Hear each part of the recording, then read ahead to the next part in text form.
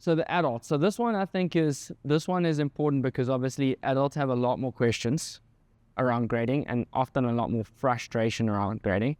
So I think before we move on, we should actually maybe just do a quick, for anyone who's watching this for the first time, who has no idea how Jiu-Jitsu works, what this all means. So on each belt, kids and adults, you have, for kids, for us, we have 12 stripes. For adults, it's 4. Now, generally, each gym will have their own interpretation of this, and what I'm saying here isn't necessarily exactly what we have here, but each stripe represents about 25% growth from your last one. So you should hope to be, by the time you get your next belt, at least like 100% better. And in Jiu-Jitsu, that's not the same metric every time. It's like the guy who starts on day 1, the difference between him and a blue belt is not 100%, it's about 1,000,000. But you should aim to improve like 25% every time. Especially on that white to blue belt, the 25, when you say 25%, but I mean, I look at it as like 125% improvement on previously. So it's more of a, if you're looking at it in a weird mathematical sense, it's exponential growth. Yeah. But it's curves like that. Yeah. But I think people, so you get 4 stripes per belt and then you get your next color.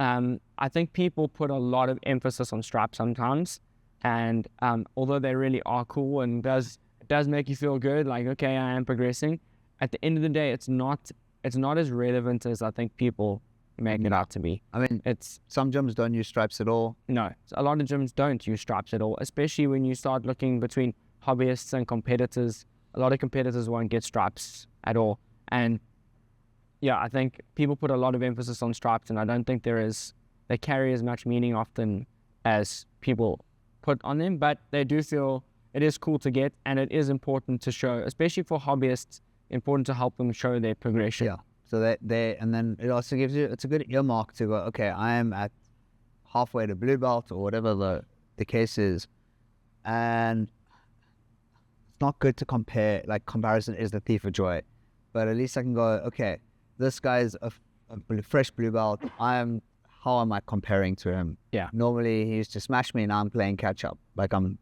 surviving a little bit longer. I'm getting on top of it, and that's kind of how it should start going. Yeah. So with gradings, with our system, should we touch on our system? Should we explain how IBJJF does it first? Let's touch on IBJJF's kick some structures. So the IBJJF has a minimum recommendation of 2 years. Well, there's no recommendation of amount of time to get to blue belt, right?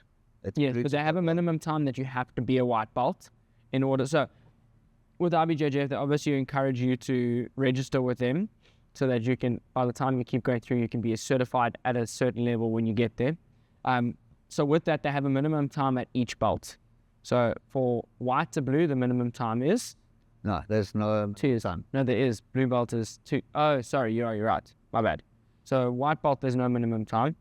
But on average, we expect usually 2 to 3 years. 2 to 3 years at white belt is, like, at least that's the average for our school. Most time, like 2 years is actually on the upper, like shorter the time. really quick. Yeah, most of the time our guys are getting, it's more 2.5 to 3 years per belt. They're averaging, with consistent training, hopefully 6 months per stripe. So yeah, they don't have a minimum time for white, but then blue is 2 years. Blue to purple's minimum time of 2 years. Blue to purple is minimum time of 2 years. Purple to brown is a minimum time of 1.5, and then brown to black is 1. That's, I think for us, that's quite fast. Like in our school, that's pretty quick. Especially. So that being said, IBJJF also does have a system where you can skip those waiting periods. Yeah. It's a little bit tough. You have to win the world championships at your belt color. Yeah. So what you have seen in past is guys get like rapidly accelerate through the belt system and end up at black belt in like less than 5 years. The girl, not Sarah, it was Sarah Gaval. That was a Sarah. It was, I don't know. There was a girl, she went blue to black in like 10 months. Like 10 months because she won all the majors, and it was all the majors in gi and no gi. So world champ. No, it wasn't majors, world championships. She has to win world champ. So she went like, it wasn't quite 10 months, but it was like she won blue belt worlds and went to purple. Then she won purple belt worlds in the no-gi and went to brown. Then the following year, she won the brown belt gi worlds and went to black. So it was like within 3 world championships, she had gone blue to black. Yeah, it's hard to argue that if you're winning the world championships at the belt that you aren't, by definition, you're the best in the world at that belt, that you should be on the next belt at least. But for most of us, that is not the reality. So for us, it's like like we said, our white to blue is 2 to 3 years. So it was between the 2 to 3 year mark. Blue to purple is even. Blue belt is generally, even with the IBJJF system, is the longest one. Yeah. So for us, it's usually between 3 to 4 years. Purple to brown. Now it gets, obviously, as you go up, there's less cases to look at. There's less anecdotal. I know our purple to brown was like 3 years, 3 and a bit. Yeah. Purple to brown for IBJJF is 1.5, so it's a little bit shorter. Purple to brown for us was about 3, and that's usually the average in the gym, like 3 to 4 years. And then brown to black is very similar. It's like we can't exactly give this example, but from ones we've seen, obviously we've only had 5 black belts come out of this gym, and their average brown to black was like 4 years. So I mean, Warren was 8. Warren was there. Don, also like 5 or 6. Don might have been a decade as well. It was a lot. Rich and Chef would have been 5 years or something like that. Yeah. And then Devet would have been shorter. Yeah, Devet, Fabian and Chad and Fetch were like 3 to 4. Yeah. And they were already owning and running their own gyms. Yeah. Before that even happened. Black belt's a whole different ball game out of this gym. Yeah. So yeah, for our like whites to blues to purple, it's differentiating from the kids. All the emphasis is on skill. It's not time based. We don't really have, we try and abide by the minimum times that IBJJ have in place, but there's no minimum time. There's no like time between stripes that we consider. So we have quite a big school. What methods do we use to keep track of the students?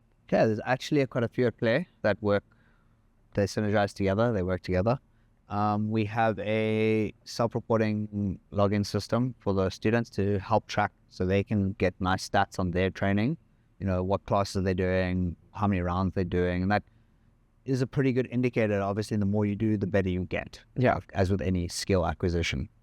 And then we have a group of all the high-level coaches, and so you've got a lot of the purple belts who run the fundamentals classes, and the browns and black belts running the more advanced classes.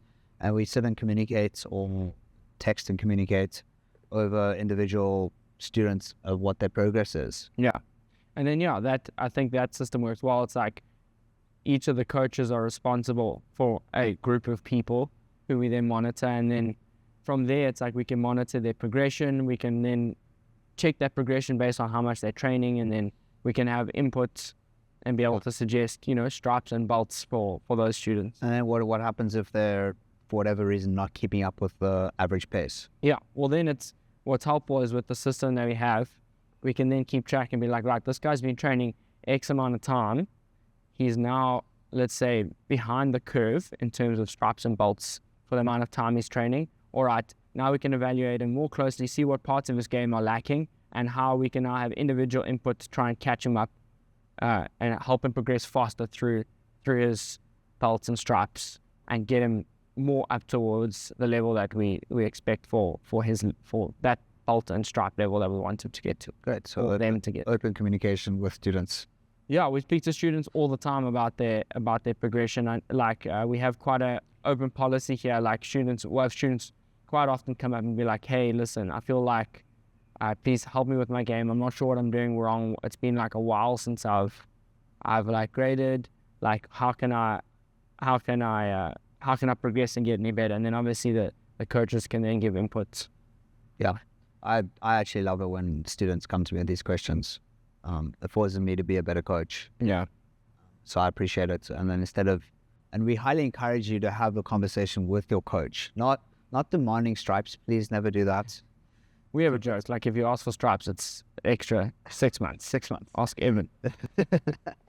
No, but there is like a tactful way to do it, and like it's, hey coach, I don't feel like I'm progressing. What do you see lacking in my game or my skill set that I need to improve on, or what can I do to improve on my skill set? It's never, I think I deserve a stripe. Please don't do that.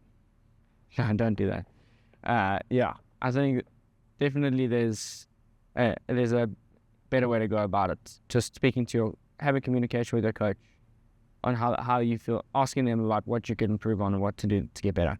Yeah. Also, what else do you want to add? I think that's it. I just want to reiterate, guys, it's not about the belts or stripes, as nice as they are. Yeah. It's about the knowledge gain and skills acquisition. Yeah, I think this one was just to try and clear up, we've had some questions about how gradings work and what to expect. So I think that's what this is for. Cool. Awesome. Thanks for joining us on the breakdown without Richie Kwan. Please like and subscribe over here. And if you have any comments, leave them down below, or topics you would like us to cover.